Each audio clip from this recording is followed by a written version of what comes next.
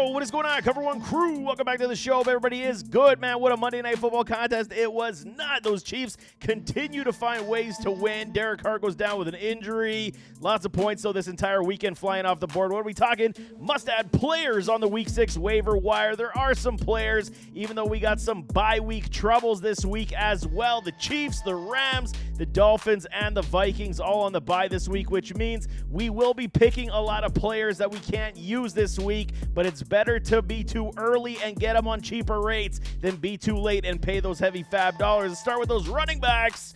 Tank Bigsby, man, all right, first one on the board. Going to be first on everybody's board this week, and it looks and appears that he could be stealing the role from a Travis Etienne. I'm not going that far yet. A lot of people believe it, but he has definitely earned more touches in this backfield, which means Travis Etienne's value is tanking right now, no pun intended, but Tank Bigsby is definitely one of these dudes. I was a big fan of his coming out of Auburn. Out of his draft class, he was my 4th-ranked running back. Go back to my videos. You will see that, but I'm telling y'all, Tank is a good player, definitely 31% owned right now, and is being utilized a lot in this offense. Number one priority for running back. Tyrone Tracy, New York Giants, with Devin Singletary motor dealing with that injury.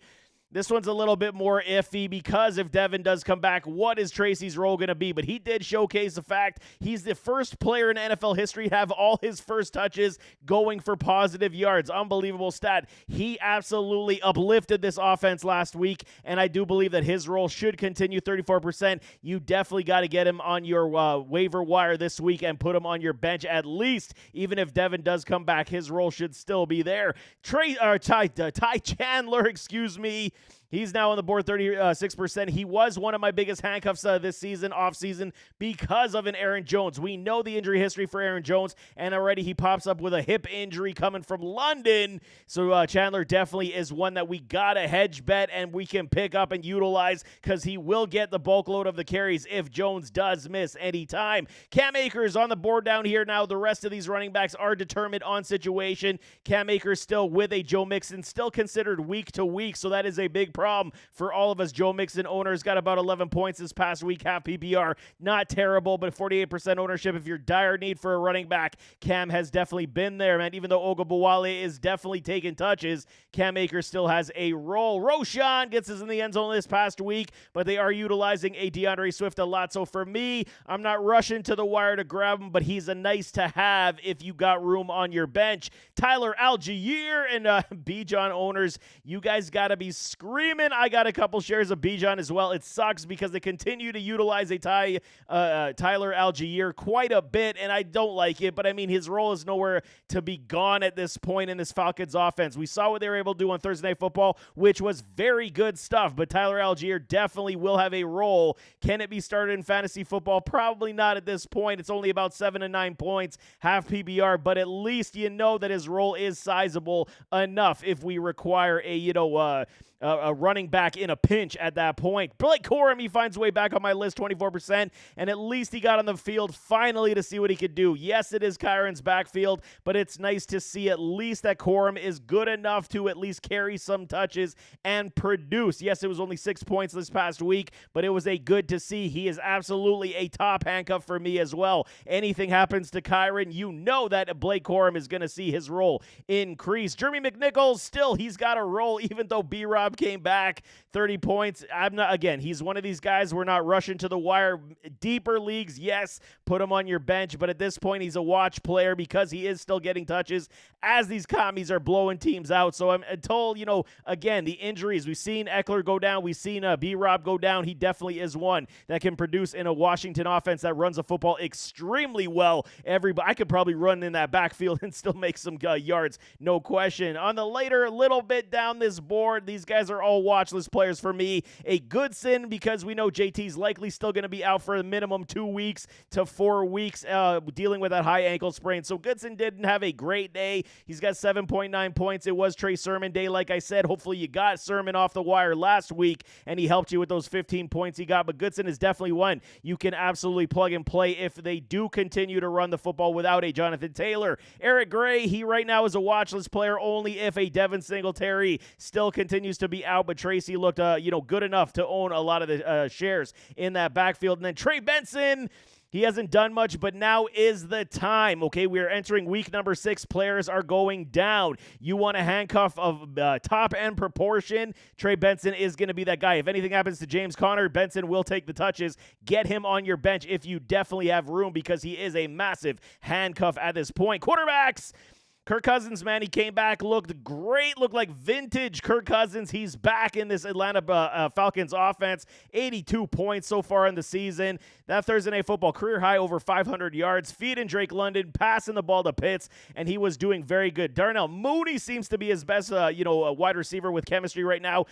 Mooney was my deepest in all my mock drafts I did. He was the last pick in basically all of my mocks. Hopefully you guys listened and got him, because he's killing it for me as well. But Kirk Cousins, if you're looking for a quarterback, he is definitely one that you can stream and own at this point, because he will continue to move forward as they build. Trevor Lawrence finds his way back to good graces. Yes, it's the ebbs and flows. You're going to have to understand with a Trevor Lawrence, you're going to get anywhere from like 13 to being the blow-up game of 20-plus this past week. So you got to take it with a grain of salt. Hopefully they're turning a corner here. Hopefully they're finding something a little bit better. And we see the rookie Brian Thomas Jr. He's tearing it up as long as they continue to feed that man. Trevor Lawrence should at least decently give you enough points to compete every week, around 16 to 20 points. Daniel Jones, Daniel Pennies, okay?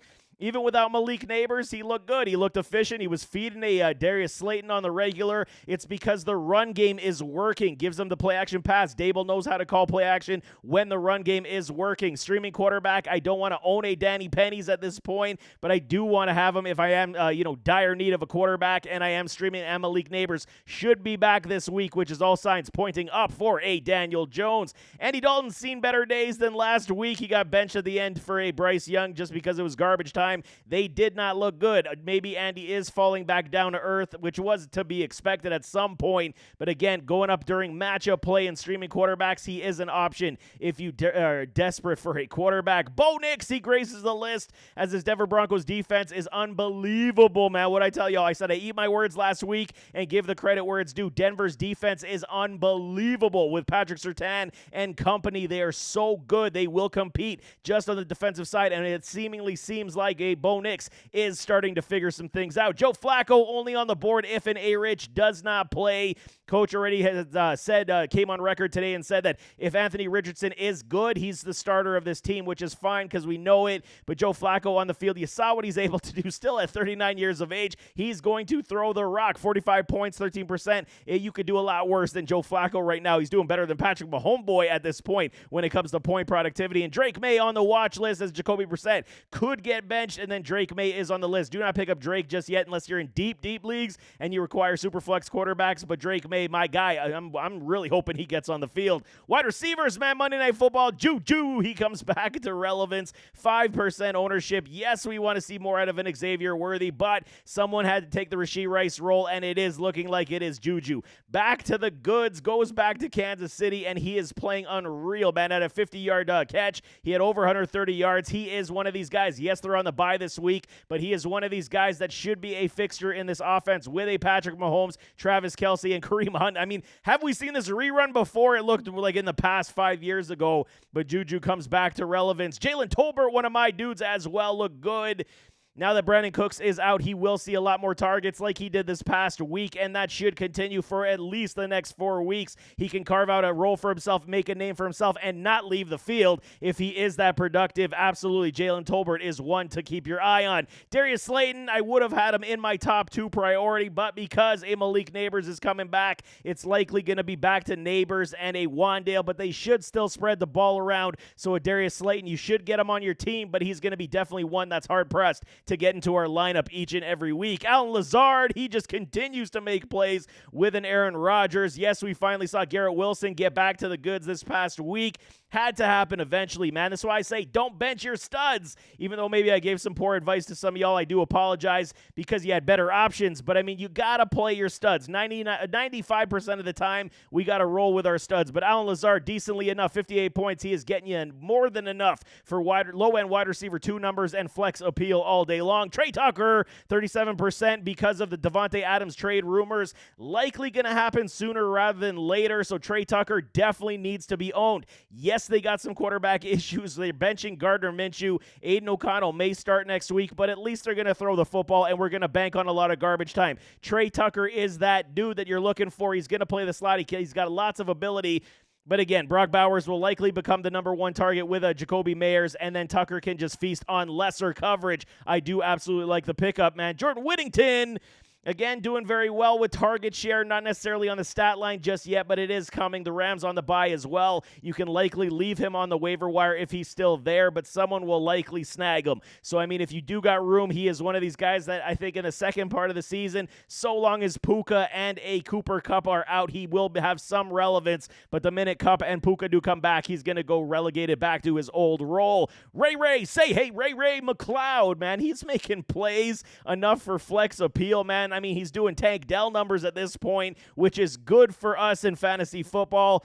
It's funny. He's that Swiss Army knife that this offense requires. You thought someone else would have taken the reins in Atlanta, but Ray McLeod has found a home with those dirty birds. Michael Wilson, he's right now, he's one of the tougher ones to evaluate at this point because he goes like 4 weeks without making any noise, and then he pops off. So this one for me, I think that you could find better things elsewhere, but if you are really desperate for wide receivers, yes, get him on your team at this point, but I mean, starting him week to week is going to be a massive headache. Xavier Hutchinson, deeper leagues, now that Nico Collins is dealing with a hammy, he is also week to week, which is not good news. Maybe 1, maybe 2 weeks we don't see Nico, so they got to fill the void. Diggs, Tank Dell should have their roles increased, as long with a Dalton Schultz, he should see his role increase, so the fourth target should come to a Hutchinson, who did see some play last week, 4.9 points. Not terrible, but again, you can play him, but unless something does drastically happen, deeper leagues, he is there for you. Mecole Hardman on the watch list.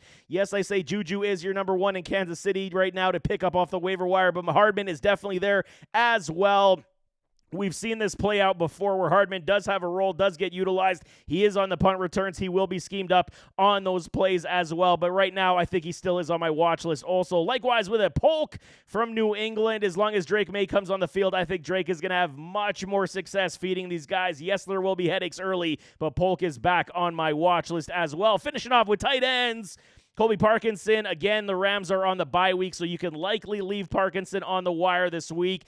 Full PPR leagues, he was 15-plus points. Half PPR, he almost cracked you the 10. So it is good stuff what's going down. His role continues to increase, and I am not worried about a Tyler Higbee coming back. I think Parkinson has earned this role, and it's his to keep. Brenton Strange for these Jacksonville Jaguars. They're dominating. I mean, as long as Evan Ingram is out, it doesn't look like he could be coming back anytime soon. He's got a role, man. At red zone opportunities, Trevor Lawrence is building chemistry, and he may have beat out an Evan Ingram to some degree. I doubt that. As soon as Evan Ingram's back, Strange will absolutely be relegated back to the waiver wire. But 30 points, red zone appeal if they are playing, and Ingram is not on the field. Strange is definitely one of my streaming fantastic tight ends right now. Zach Ertz, man, Mr. Reliable of 6 points per week as this Commies offense continues to roll. He's giving you a good floor, safe floor, but he's just not giving you enough in the touchdown upside, which is strange because you think they would go in the red zone a little bit, but they do love to run the football, man. Excuse me, Ty Conklin. Again, very much hit and miss every single week with the rest of these tight ends. I mean, it is going to be super dependent on matchup play. Conklin about 8 points last week. So he is utilized in this offense with an Aaron Rodgers, just not enough to trust every single week. Likewise with a Jonnu Smith, as long as Tua is out, I mean, Jonnu still's not going to have a role. But, I mean, with a Huntley, he's going to do the checkdowns. If they are losing, they utilized him a lot last week, 8 points last week plus. Jonnu Smith should be utilized a lot more. OBJ comes back, so there will be a lot of mouths to feed, but he is at least back on the radar for the watch list. Kate Otten, again, he's got a role, but it's going to be 1 out of 4 contests that you see a Kate Otten. You're going to likely play him at this point. It's Mike Evans, Chris Godwin, Bucky, and Rashad White. And then when Jalen McMillan comes back, he will be the other one as well. So as soon as McMillan comes back, you're going to see Otten's role completely fade once again outside of the 1 to 4 matchup games that you do get. Hunter Henry, With a Drake May, his role would absolutely increase as the checkdowns and safety blanket appeal would reside in a Hunter Henry. Right now, we got to wait and see if Jacoby does see the bench at this point. If it is Drake May, I'm absolutely in favor of moving Henry up my board because he will have a role. And Theo Johnson, finally, I told y'all guys this whole offseason, I'm a big fan of Theo Johnson, 12.5 points. He got some play last week as well. Danny Pennies was finding all his wide receivers on the regular versus Seahawks defense that is pretty good. This is pretty surprising, but Theo is one of these guys. Once he figures it out, he will be a killer on that field. Keep him also on your watch list. But there you have it. That is week number 6, waiver wire must-add players, and I mean watch list players. It's a little skimpy this week. There is no question. We got teams on the bye. Injuries continue to pile up, but at least we can get some impactful players if we require them on the Fab Dollars. But nevertheless, as always, don't forget to hit that like button, hit that subscribe button, jump in those comments, give me your thoughts, and we'll see you next time. I am out.